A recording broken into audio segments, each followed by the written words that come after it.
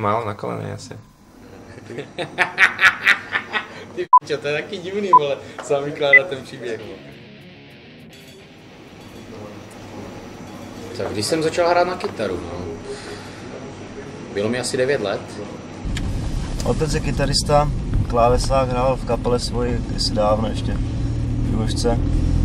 A když mi bylo asi 5 nebo 6 let, tak mi udělal kytaru dřevěnou, malinkatou, španělku, takovou dětskou. Začal jsem na ty bicí v 9 letech. Otec je bubeník taky a začal mě učit na bicí. Začal jsem s ním chodit na zkušebnu. Ukázal mi nějaké základy. Potom už jsem se snažil sám, doma měl bicí, tak jsem hrával i doma. Asi zřejmě jsem se dostal k muzice tak divně, protože si vzpomínám, že jsem u svého otce našel ve skříni nějakou kytaru. To mě bylo 6 a s bráchou jsme ji rozmlátili. Takže to byl můj první kontakt s muzikou. Dovedl mě k tomu můj brácha, který vlastně začal hrát takový ty kotlíkařiny klasický. No, jelikož mě to nějak extra nebavilo, spíš jsem si s tím hrál jako s nějakým mým samopalem, tak jsem na to vysral dělat mi nějaké další hudební nástroje a dál mě radši na sport v pozdější době. A to vlastně byl můj nástroj první, no, taková i teda malinkatá. Přišla i první elektrická kytara, kterou jsem dostal asi v 15 narozeninám. V 17 letech jsem si koupil své první bicí. Začal jsem zhánět nějaký kluky, co by se mnou hráli. Sehnal jsem kytaristy, tak jsme zkoušeli normálně doma v obýváku, u nich prostě kravál jako prase. Brutalita. Poprvé jsem držel hudební nástroj v ruce v 17 na chmelové brigádě, kdy jsem chtěl oslnit nějakou blondinku. Fakt pěknou. No a pak jsem právě v tom kolektivu těch sportovců poznal kluky, co poslouchali nějakou tvrdší muziku jako Korny, H-Blocks, takové kapely Deftones a spol. Kapely typu Halloween a Gamma Ray a pak jsem já přidal Guns N' Roses a Accept, Iron Maiden. Metalliku, Panteru, Propane. A poprvé potom, když jsem začal zpívat, tak jako navážno, tak to bylo v kapele v Ostravě. Ta kapela tehdy neměla žádné jméno, proto si říkali No Name.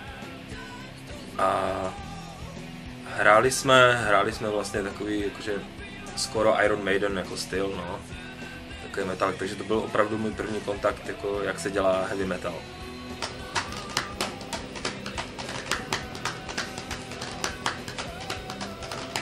No a vlastně hned v prváku na střední škole jsme ve třídě zjistili, že nás je tam pár hudebníků nebo kluků, kteří prostě chtěli na něco hrát.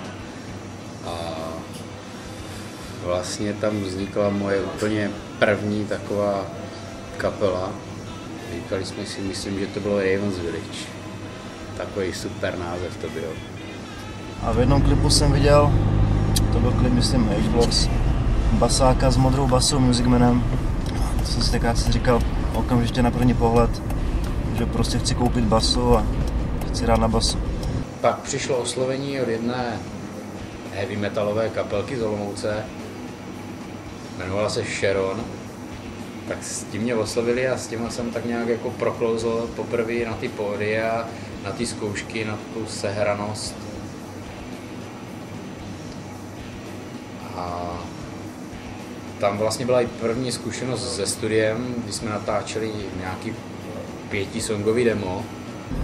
Na Gimplu asi ve 14, v 15 zhruba jsem si založil kapelu s klukama ze školy. Jmenovala se Messi, to hráli jsme asi 2 roky. No a v té době jsem právě potkal Navara. No a samozřejmě jako každý mladý jsem chodíval pařit, že na jedné takové akci jsem poznal vlastně basáka Dýho a tam jsme začali kecat o té muzice. Dozvěděl jsem se, že on zkouší hrát taky něco podobného jako já. S kapelou, myslím, že se jmenovali tenkrát Messidor. Navarro hrál tenkrát ve speed metalové výšnici Sharon. Strašně nářez. Nějaký heavy soul, černý uplí kalhoty, bílá kytara jako Hetfield, potítka, prostě nářez. A pak jsme kecali o nějaké společné kapele tenkrát. Adama jsem potkal, když mi bylo 13 let. Tak jsme se někde sešli, nevím kde, jestli někde na hřišti, na nějaké pařbě nebo co. Mě už pařilo od 13, takže to je jasný. Měl nějaký příbuzný ve stejném místě, odkud já pocházím, Santa Cruz. No, já jsem v té době už poslouchal taky nějaký ten metal. Zrovna jsem ujížděl na nějakým detu slušným, jako nějaký Cannibal Corpse a tak. On v té době poslouchal Gamma Ray a Halloween a jo, Guns N' Roses ještě. Jako hudebně jsme si tak nějak vycházeli vstříc, sice on valil takový ty měkčí věci, mě to moc zasadilo, já jsem valil ten death metal.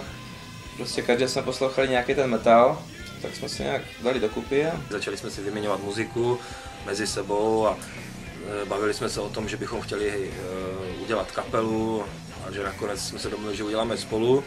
Mino hrál tehdy v nějaké zvláštní kapele. Jako, nevím snad, co to bylo, to byl nějaký punkcore, takový divný. To nebyl ani punk. To bylo fakt divný. To byl folk. My jsme hráli takový skoro punk, nebo co to bylo, prostě nedal si to. Jako začátky, že každý začátek byl těžký prostě.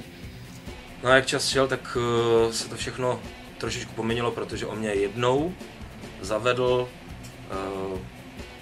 ke klukům do zkušebny, ke klukům z Misty Downfall. Přivedl jsem jim Adama, jo, takže ten s nima začal zpívat, mě docela nasralo, že jsem ho chtěl o své kapely, že?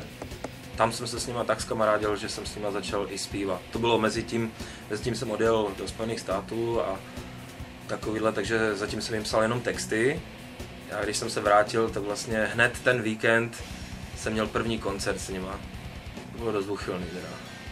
Já si z toho koncertu si pamatuju akorát, že jsem měl na hlavě copánky a že tam byla jedna kapela, která zpívala text ve stylu Mama, tata, teta, Soňa snědli slona, nechali mi chobot. No a tak s ním zpíval pár let, já nevím, 2 roky, 3 roky. To byla uchylná doba. Bohužel potom to vlastně skončilo někde ve slepé uličce. Vlastně já jsem zůstal jedinej sám ještě s Mariskou, s kytaristou, který se věnuje malířině naštěstí. No a potom Misty Downfall se rozpadli. My jsme v podstatě hráli taky, ale bez zpěváka tenkrát ještě. Tak to nějak shoda okolností prostě slovo dalo slovo. A potkali jsme se, začali jsme hrát s tím Adamem. No a vlastně založili jsme kapelu pod názvem Hazy Decay. A tam to vlastně všechno začíná. The je staronový člen Hazy Decay. On totiž k nám přišel před hodně pár lety a jakože se vám bude hrát, byl to takový fešák.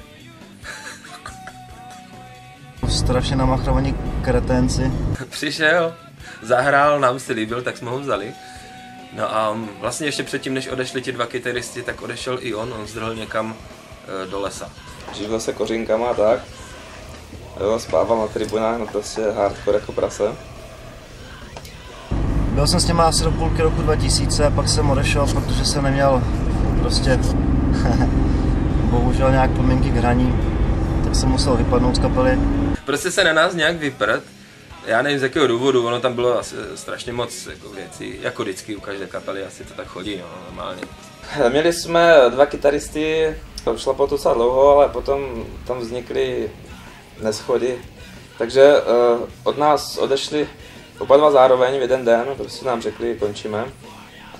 Kam to bylo, tak my jsme jim v tom nebránili, protože jsme to nějak čekali. No a začali jsme hledat, že? Začali jsme hledat kytaristy a... Když jsem Leeho potkal na natáčení filmu Johanka z Arku, tak jsem ho oslovil, protože jsem věděl, že jako kytarista působí ve skupině Sharon a říkal jsem si, že ten by byl dobrý, hlavně dobrý týpek, že jo, dobře vypadal. Ten by se nám mohl hodit. dobrý vousy. Já jsem samozřejmě bez váhání řekl, že jo. Řekl jsem Minovi, my jsme ho oslovili, Leeho, ale pak se to nějak zašmodrchalo a nějak nebyl čas se mu ozvat, jo. On už byl natěšený, ale my jsme nějak 2 měsíce fakt neměli čas to vyřizovat. Jo, prostě vůbec nevím, kde se to ztratilo, jestli v tom, jak jsme byli ztraceni v těch koncertech bez kytaristů a takovým jsme museli povyřizovat spoustu věcí. A tak jsme Leeho nechali 2 měsíce vydusit. Pěkně.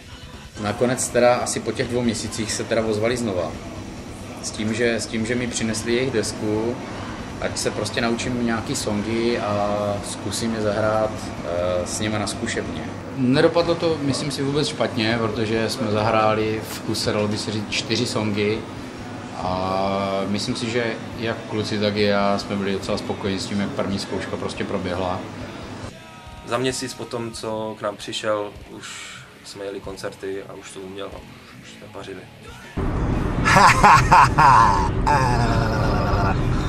Měl jsem práci, šel jsem na vojnu, nebylo to nic moc. No a po té vojně vlastně jsem začal přemýšlet o tom, že mi ta muzika strašně chybí, protože to není jenom o tom cvičit, ale vůbec lidi kolem muziky, zkoušky, kámoši, že jo, koncerty, tyhle kraviny. Tak jsem si koupil basu a brnkal jsem se nějak doma, že prostě jsem chtěl hrát. No a asi půl roku potom jsem viděl v práci v interních novinách inzerát, že olomoucká metalová kapela zhání basáka. Značka byla něco ve stylu vlastně aparatura podmínku a něco takového. Pak jsme jak dali inzerát, že zháníme basáka. No a kdo se nám to ozval? Tak jsem volal a ozval se mi: čau, Mino, hej, říkej, co potřebuješ.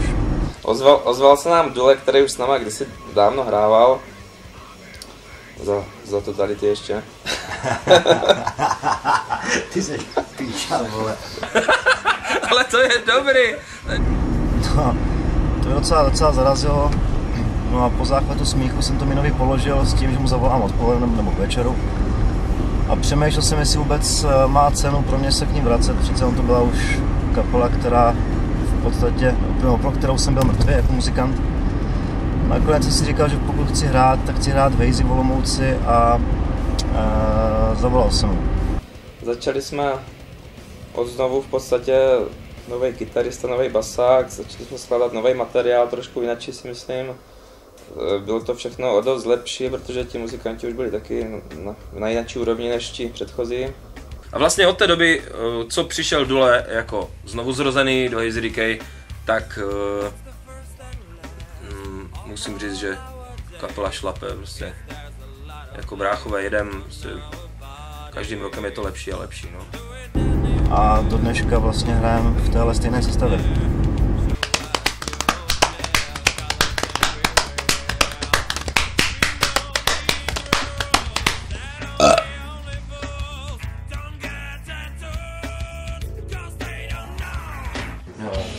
Já mám takový nejasný dojem. Že jela po Minovi, vole.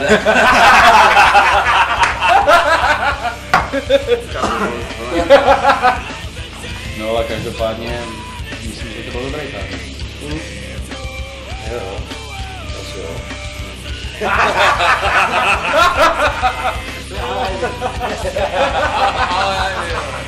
To už se rozdělal do vlastně Metal jako prasečky, jako vole.